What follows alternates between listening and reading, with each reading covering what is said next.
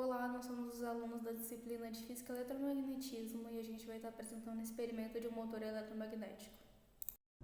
Bom, para esse experimento a gente vai usar uma pilha Panasonic, tamanho D, que não patrocinou a gente, então pode ser de outra marca também, um imã de neodímio, duas gominhas, dois clipes de papel, um fio de cobre invernizado e uma plaquinha de madeira para apoiar a pilha, que é opcional. Bom, para fazer o suporte do nosso motor eletromagnético, primeiro a gente precisa dobrar os clipes de papel dessa forma. Agora, com ele já dobrado, a gente vai para nossa bobina. Bom, para fazer a bobina, a gente vai usar o fio de cobre esmaltado e é muito importante que ele esteja esmaltado, porque a gente testou com o fio de cobre normal primeiro e não funcionou. Mas assim, a gente é um grupo e se a gente acerta como um grupo, a gente erra como um grupo. Então eu não vou falar que foi o Rafael que deu pra gente o fio errado e agora eu vou passar esse fio pro Facel e ele vai me entregar a bobina pronta. Bom, bobina pronta, agora bora pra montagem.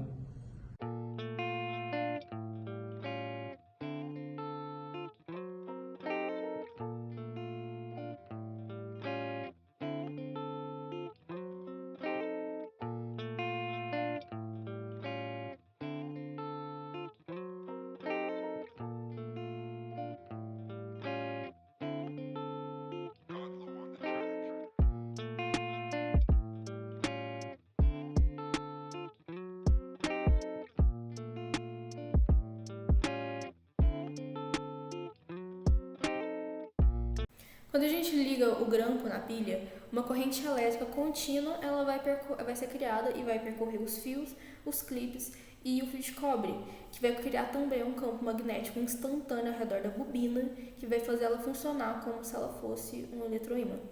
Essa corrente vai criar um campo da mesma polaridade do campo magnético do ímã, que vai fazer com que eles entrem em um tipo de oposição. Isso vai causar o surgimento de uma força que vai fazer a bobina girar, desde que uma parte do fio ela seja raspada para fazer com que ele funcione como um tipo de comutador. Continuando, aqui a gente tem a bobina, que vai ser para a passagem da corrente elétrica, e essa passagem, por meio desses fios, vai criar um campo eletromagnético, para isso que serve a bobina, e esse fio tem que ser vernizado justamente para que exista essas voltas. Se o fio não for vernizado como esse aqui, a corrente só vai passar direto, como se os fios estão em contato, vai passar entre os fios, não vai dar todas essas voltas, não vai criar o campo eletromagnético. E essa diferença vai fazer com que a bobina gire. Aqui, na ponta dos fios, foi raspado o verniz. Esse aqui foi raspado completamente aqui só na metade, para que exista justamente essa diferença. Então, de jeito resumido, aqui ele será um ímã, aqui ele não será um ímã. Aí rodou, aqui ele é um ímã de novo. Vai ser puxado, deixou de ser um ímã. E assim vai manter até que, enquanto houver energia elétrica, vai continuar girando o motor. Bom, agora a gente vai falar um pouco das aplicações do motor que a gente fez. A gente fez uma escala reduzida, mas todos seguem praticamente a mesma lógica. Assim como o Alexandre e a Pamela já explicou, né? Uma aplicação bem utilizada atualmente nos motores de carros, que tem as bobinas, a corrente vai passar por eles e vai interagir com o campo magnético dos ímãs e vai proporcionar uma energia cinética rotacional.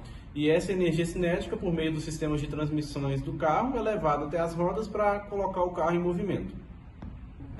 Outro exemplo de aplicação é um encontrado nas indústrias, que são os motores elétricos de indução trifásico, ou MATE, para ficar mais fácil. Eles são requisitados em máquinas industriais pesadas, né, que exigem muito esforço. E esse tipo de motor ele é rotativo e funciona por meio de corrente alternada assíncrona.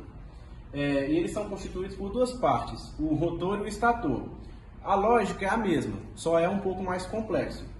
E ele é formado por enrolamentos que contêm bobinas afastadas e eles são alimentados por cada uma das fases do sistema trifásico. E a aplicação acaba sendo a mesma, só a montagem que acaba sendo um pouco mais complexa, mas tudo tem o mesmo princípio.